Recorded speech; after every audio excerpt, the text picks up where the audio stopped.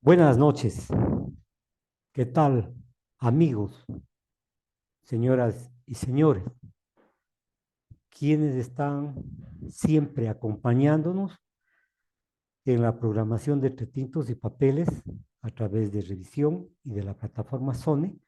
Nos aconsejan, nos critican, nos orientan, nos dicen, nos sugieren ciertas situaciones para mejorar el programa, en fin. Agradezco esa gentileza. Las personas se expresan libremente en las redes que mantiene el programa Entre Tintos y Papeles, cientos de opiniones, cada uno responde por sus dichos, cada uno responde por sus hechos, pero en algún momento, en algún momento, debo decirles a ustedes que la iracundia, el desprecio, la falta de respeto a las personas en general, desdicen los comentarios por su propia naturaleza. Cuando hay un comentario negativo para alguna persona, se aplaude, se dice, se señala que es la verdad y agregan otros epítetos más. Cuando es en contra, en cambio, de la persona que ellos consideran honorable, justo, en fin, se dan conceptos peyorativos para mermar la credibilidad de esa persona. Y nos enfrascamos en una cantidad de hechos, de decires, que nada tienen que ver con el tema que se trata. Lo digo con absoluta verdad. Es más, estos dimes, estos diretes, no, a veces pasan desapercibidos y se convierten en chismes. Chismes de grupillo, de personas que tienen un interés cierto para lograr tal o cual circunstancia. Esto está pasando en la República del Ecuador en tres temas que deben ser considerados por ustedes, señoras y señores. En primer lugar, la consulta popular, que el 21 de abril tendrá cumplida realización en todo el estado ecuatoriano de 7 a 17 horas. 11 preguntas. Unos dicen que las preguntas no valen, que las preguntas son sesgadas, que las preguntas son ambiguas, que las preguntas ya están contempladas en la Constitución de la República. Otros señalan, en cambio, que la consulta es válida, que la consulta nos va a permitir a nosotros tener un Ecuador más fuerte, discernir la verdad, darles elementos para la lucha contra la corrupción, en fin. Repito, cada uno tiene su punto de vista. La consulta es inocua y un gasto innecesario para muchas personas. La consulta para otros es importantísimo para encauzar la vida del país, para encauzar el futuro del país. Y yo me pregunto, pongamos que gane cualquiera de las dos posiciones. ¿Se cumplirá lo que se dice en la consulta? ¿No será un gasto más económico? ¿No será que las preguntas efectivamente son repetitivas, son vacuas? ¿No nos dan formas de comportamiento preciso? Se dice que algunas de ellas ya están en la Constitución, en fin. De ganar el sí, entonces, viene la pregunta acá de cajón. ¿Se cumplirá? Tengo la experiencia de muchos años de periodismo. Y créanse que en todas estas áreas sociales, económicas, políticas, he dado mi punto de vista. Casi ninguna de ellas se ha cumplido. Y lo digo con absoluta franqueza, sin poner ningún tipo de gobierno ni ningún tipo de ideología. Lo que yo señalo es que las consultas populares jamás se han plasmado en leyes, o si se han plasmado en leyes, son en letra muerta. Pese a que le pese, pero sin embargo, como se dice vulgarmente, la esperanza es la última que se muere. En este caso, algunos que están por el sí tienen la esperanza de que el país entre en una recta en donde la corrupción, en donde el amigazgo, en donde el manejar las leyes, en fin, son pan de todos los días y de quién oferta más, cosa que no estoy de acuerdo, pero sin embargo pongo y analizo lo que dicen algunos medios de comunicación, algunos opinólogos, algunas personas que se dedican a este tipo de actividades. Si gana el no, dirán que se corta la iniciativa al gobierno, que los grupos de poder de siempre están descalificando esta actuación para poder seguir gozando de la impunidad, en fin. Cualquiera de las dos posiciones va a ser criticada en forma acre, en forma difícil, en forma iracunda y como dice el pueblo, con reacciones del estómago. Muchas de las veces quedarán los principios lógicos, los principios jurídicos, los principios fundamentales de la jurisprudencia, de la doctrina, de la ley, al margen de las opiniones porque prevalece mi punto de vista y mi punto de vista es la verdad. Entonces la consulta popular está a las puertas. Voy a dar mi criterio personal. Creo que la consulta popular puede ser una espada de Damocles para el actual presidente de la República. El pueblo ecuatoriano está inmerso en otras situaciones, en tratar de vivir, en tratar de pervivir, en tratar de sobrevivir, en tratar de alcanzar siquiera cubrir el mínimo de la canasta básica familiar que ahora se encuentra cerca de los 800, encima de los $800, con un salario de 450. En eso está el pueblo. El pueblo está buscando cómo ganarse unos centavos, unos sucres en forma honorable, en forma apegada a la moral, en fin. Pero las situaciones se agudizan, los conflictos se agudizan, se crea una especie de humo negro para poder hacer que no se visualice la verdad. No se dan los dineros a los consejos cantonales, a las juntas parroquiales, a los consejos provinciales, a ciertas instituciones que pertenecen al Estado. No se paga a través del Seguro Social a los prestadores.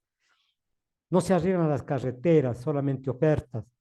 Y entonces la sociedad comienza a caer en una especie de descrédito frente a las ofertas.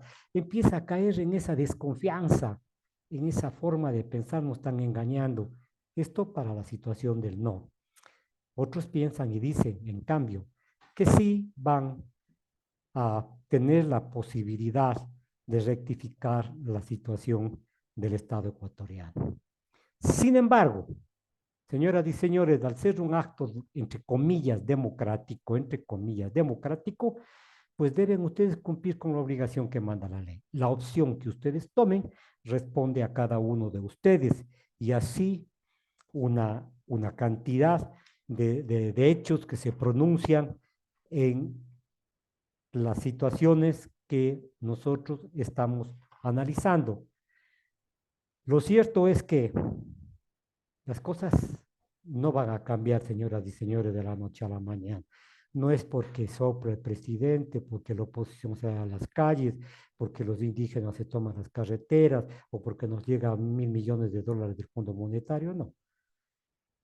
La situación del país está en otra, la situación grave del país está en otras áreas que son muy sensibles y en donde la ciudadanía ha perdido confianza, en donde la ciudadanía no tiene ninguna esperanza de que se componga, de que se arregle, de que volvamos al sendero de la tranquilidad, del cumplimiento de la ley. ¿Y por qué lo digo esto? Porque se desatan justamente ciertas pugnas en ciertos hechos, en ciertas circunstancias, en ciertas fechas, para desviar la mirada.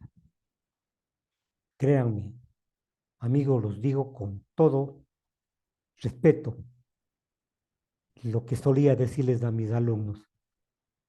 Señores, una cosa es el discurso, una cosa es la letra, en política especialmente escrita, que la realidad. Son totalmente diferentes. Del dicho al hecho, mucho trecho. De lo que va a constar en las reformas constitucionales, si es que se hacen o se aceptan las preguntas de la consulta, pues a plasmarse, creo que el tiempo no le va a dar al presidente de la República. Les digo sinceramente, las instituciones del Estado son tan enmarañadas, tan entramadas, que es difícil que el presidente de la República pueda lograr un cambio sustantivo en tan poco tiempo. Pero con todo el respeto, lo digo, ustedes tienen una obligación de carácter legal para asistir a la consulta, al referéndum y expresar sus puntos de vista con el sí o con el no. Por favor, lean las preguntas. Por favor, revisen algunas fuentes. Es importante saber qué piensa el uno, qué piensa el otro. Si es posible, en algún momento comentar con el vecino, en fin, para saber a dónde vamos a llevarle a la patria ecuatoriana. La consulta popular, el referéndum va a ser conocido su resultado a las pocas horas. Si un resultado que se produce o negativo o positivo va a ser criticada por los ciudadanos por ambos lados. Los unos dirán que es un fraude electoral, los otros dirán que todo está amañado en el tribunal, en el Consejo Electoral, bueno, en fin, una serie de argucias que desmoralizan a los ciudadanos ecuatorianos que muy poca fe tienen en los procesos democráticos. Democráticos entre comillas, porque esta democracia que debería ser participativa, la que manejamos los ecuatorianos, ni para lejos es participativa. A nosotros nos llaman a votar cada 4 años, cada 2 años, nos llaman en este caso a la consulta, al referéndum. Pero ¿dónde están los resultados? Primero nos llevan a las urnas en forma obligatoria y nos emboban, nos aniquilan, nos siembran situaciones externas que no están ni siquiera a la verdad, apegadas a la verdad. Es decir, crean organizaciones, crean trolls, crean fuentes de comunicación, en fin, para lavar el cerebro al pueblo ecuatoriano. Esto lo digo sin ambaje, señoras y señores, porque yo creo que lo que estoy diciendo es cierto. Sin embargo, en esta caricatura de la democracia, nosotros vamos a participar el 21, que nos vaya bien, que haya paz, que haya tranquilidad, que se realicen sin sobresalto alguno. Veamos después de algunos meses qué es lo que sucede con las preguntas formuladas. Voy a expresar otro punto de vista personal. La presencia de las Fuerzas Armadas me preocupa.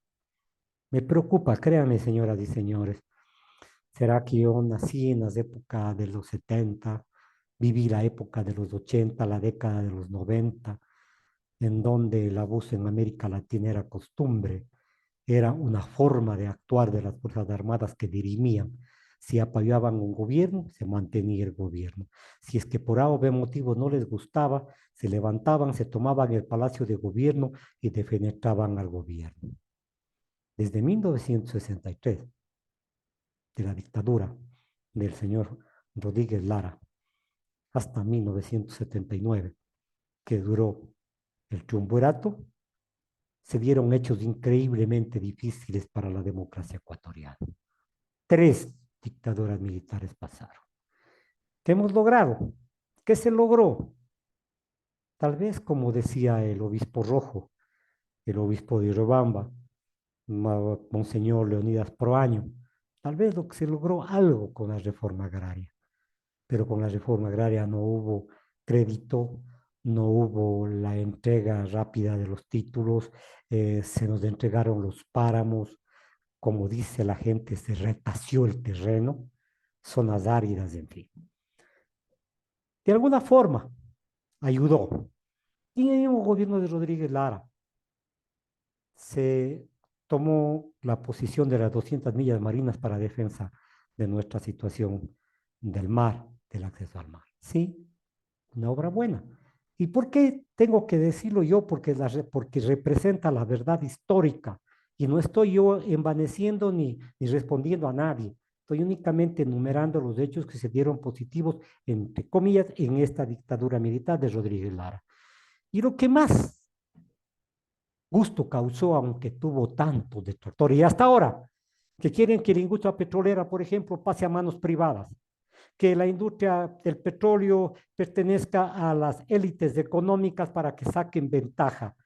Rodríguez Lara nacionalizó los recursos nacionales energéticos e ingresamos en esa época a la OPEP, Organización de Países Exportadores de Petróleo, que nos dieron una cobertura de seguridad para tener algún tipo de resultado en la venta de nuestros recursos naturales. Y esto no lo estoy diciendo yo de memoria, ahí están los libros. Y si ustedes alguna duda les asalta, tienen el libro del doctor Osvaldo Hurtado, el presidente de la República, en donde analiza estos dos aspectos que he dicho sobre las 200 millas marinas, sobre la situación de que el Ecuador pertenece a la OPEP, o llegó a pertenecer a la OPEP, que ahora se encuentra resquebrajada, dividida en virtud de que el imperialismo trata de romper la unidad de los pueblos que buscamos un justo precio para nuestros recursos que no son renovables, ¿ah? Pero sin embargo, ahí estamos. Termino el primer punto, entonces. La democracia, entre comillas, nos puede traer llanto en la mayoría de las veces. La democracia como practicamos nosotros. Porque, repito, esta pseudo democracia está dirigida para precautelar el statu quo. No hay ningún cambio sustantivo, señoras y señores. Créanme, lo digo con verdad. No hay ningún cambio dentro del statu quo. Entonces, estamos nosotros esperando a miles y miles de personas a que sigan en la ignorancia, a que mueran por falta de medicamentos, a que crezcan, entre comillas, crezcan en los medios, en los modos delictivos o en las formas delictivas para de esta forma sobrevivir. Pero sin embargo, vamos a ir a las urnas, que el pueblo ecuatoriano mangoneado, influenciado, persuadido, mentido, tome la decisión más conveniente. Cuando estuve en la Universidad de Cuenca, en el sexto año de Derecho, el profesor de Derecho Internacional público, un hombre intelectual, un hombre valioso, un hombre inteligente, versado, doctor Pedro Córdoba Álvarez, que fue incluso alcalde de la ciudad de Cuenca, nos decía que es más práctico, que es más lógico pensar que los estados tienen que respetar el derecho internacional y los derechos de los otros países. Porque eso aseguraba la convivencia pacífica de la sociedad. Eso aseguraba que entre los estados tengamos paz, que tengamos tranquilidad. Y en esos tiempos se dio la guerra del 41, venía arrastrándose, después se dio la guerra de Paquicia, después, en fin, vivíamos un estado de guerra en la República del Ecuador frente al Perú. Y nosotros, siempre preparados para la guerra, gastando millones y millones y millones de dólares para enriquecer los bolsillos de la industria de la violencia y de la guerra. Se destinaban millones, señoras y señores, para este tipo de circunstancias. ¿Hasta cuando se firmó la paz? No sé si será la paz esta que se firmó equitativa, justa, pero la paz, el bien que todos necesitamos, se firmó. Y ya no hemos tenido problemas con nuestros vecinos del sur. Las Fuerzas Armadas se han dedicado pues a prepararse, entre comillas. Entiendo que son unos buenos deportistas también. En fin, pero hasta allí hemos llegado. No hemos progresado. Pero en estos días me sorprendo de ver cómo un gobierno que se dice democrático y que juró ante el Parlamento Nacional, ante la Asamblea Nacional, respetar las leyes nacionales e internacionales de un solo toque, como decía uno de los políticos demagogos en el país, de un solo toque, derribó una de las instituciones más grandes que tiene el mundo para la convivencia pacífica, el asilo. Y lo voy a decir claramente, señoras y señores, cuántos miles de judíos en la guerra, Segunda Guerra Mundial, se libraron de esta forma de matanza masiva del holocausto propiciada por el señor dictador, como ustedes quieran llamarle, Hitler. Se refugiaron en las asambleas, en las embajadas, y ellos les permitieron la salida del país para que no mueran en esta guerra cruenta. La Iglesia Católica jugó un papel fundamental, prestó sus instalaciones para que se refugien y así mismo permitió que los ciudadanos judíos salgan de ese infierno de la guerra. Pero acá, de la noche y la mañana, como si la embajada mexicana fuera una zona estratégica de los malandros, llegan con tanques, con carros blindados, con carros sin placas, todos los militares puestos una especie de bufanda para que no se vean sus rostros. De una sola patada rompen la puerta del sitio de la embajada americana y se meten a la embajada, allanan la embajada. Y de ahí le sacan al señor Gas, ¿sí? Un delincuente, como dicen, contumaz, con privación de libertad, con órdenes de enfirme, en fin, todo lo que ustedes quieran. El señor embajador de México, dolido en su alma, protesta y es humillado, incluso arrodillas, le obligan a arrodillarse. ¿Qué estaban queriendo que se doblegue la juventud, la ciudadanía mexicana? ¿Es simbólico el hecho de ponerle de rodillas o fue solamente un hecho que coincidió con algunos excesos que tienen las Fuerzas Armadas cuando, entre comillas, cumplen su deber? Se allanó, fue a la OEA prácticamente por unanimidad censuró la participación del gobierno en esta catástrofe política. Ya se van a dar las medidas respectivas. Espero que el diálogo sea lo mejor para ambas partes y que no siga creciendo esta diferencia entre los pueblos latinoamericanos, entre los pueblos americanos. Pero se deja un sabor agrio, se deja una situación de temor frente al mundo. Mañana o pasado alguien se refugia en una embajada y entran las Fuerzas Armadas a sacarle de la embajada, cuando la facultad de brindarle el asilo depende del estado en el cual la persona va a pedir esta figura que es humana y más allá incluso de las pasiones humanas. Bien, el Estado mexicano dio el asilo al señor Glass porque, a decir de ellos, a criterio de ellos, efectivamente existe una persecución, en fin, y resuelve. Pero esa es una decisión soberana del pueblo mexicano, de la embajada, del presidente, si recibe y concede o no el estatus. Pero no es motivo para que los ecuatorianos, nuestros presidentes, nuestros embajadores, traten de justificar el allanamiento realizado a la embajada mexicana sobre pretexto de que el señor Glass es un delincuente común y de que tiene él varias órdenes de detención. No, el Estado ecuatoriano no puede entrar a contradecir en forma legal o ilegal, entre comillas, que otorgue los países que tienen la capacidad de dar el asilo político. Sin embargo, les importó un pepino y fueron para adentro. La comunidad se ha visto internacional, se ha visto golpeada por este tipo de comportamiento. Créanme, señoras y señores, se ha sentido estupefacta frente a estos actos de barbarie, frente a estos actos en donde se rompe la convivencia internacional que está respaldada por los tratados que ha firmado el país que es signatario. Entonces, se fueron incluso contra la Convención de Viena, que es clara en cuanto al respecto a la inviolabilidad de las sedes diplomáticas, la irrupción de las fuerzas especiales en la embajada mexicana en Ecuador, buscando al expresidente Jorge Glass, ha generado una política, un comportamiento de rechazo en los gobiernos latinoamericanos y mundial. Yo me pregunto, y esto sin entrar en el campo político, yo tengo mi visión y mi pensamiento. ¿Conocen dónde son los centros de organización de los delincuentes? En la República del Ecuador.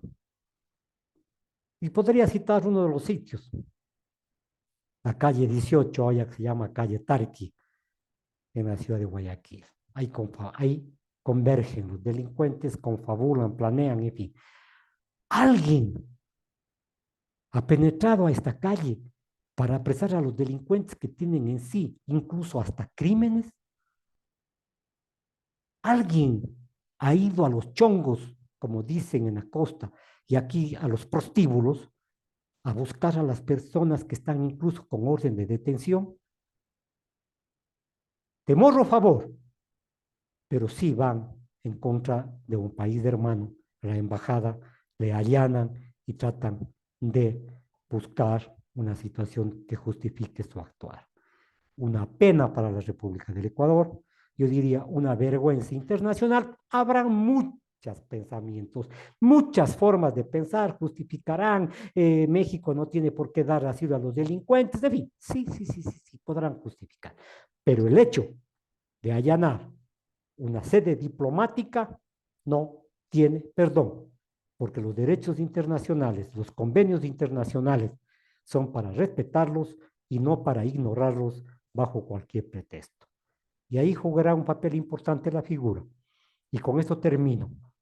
Ustedes deben haber escuchado lo que es la obediencia debida. Se preguntarán qué es la obediencia debida. Por ejemplo, en los cuarteles, el teniente le da una orden al sargento y esta orden tiene que ser cumplida.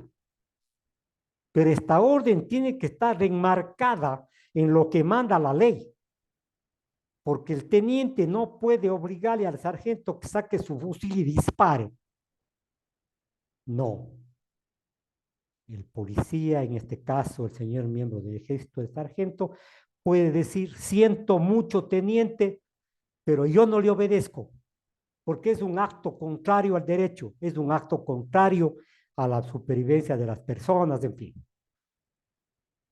Pero si el soldado, el sargento, saque el arma y dispara, tengan por seguro ustedes de que el teniente va a salir libre y de que el sargento va a ser condenado, porque recibió órdenes que no debía cumplir, porque no son órdenes que están dentro del estamento jurídico, de la juridicidad del país, sino es un hecho vandálico, criminal, que un teniente le diga que dispare y el señor y mañana diga: no, si a mí me ordenó el teniente y yo por eso dispare.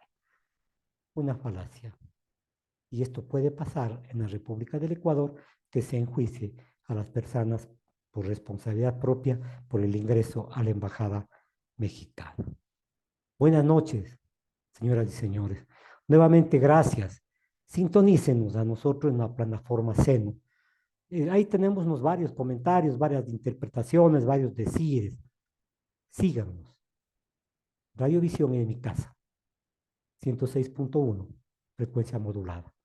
Este programa se transmite de 6:30 a 7 de la noche. La verdad no es una entelequia.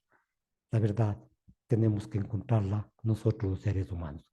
Buenas noches, señoras y señores.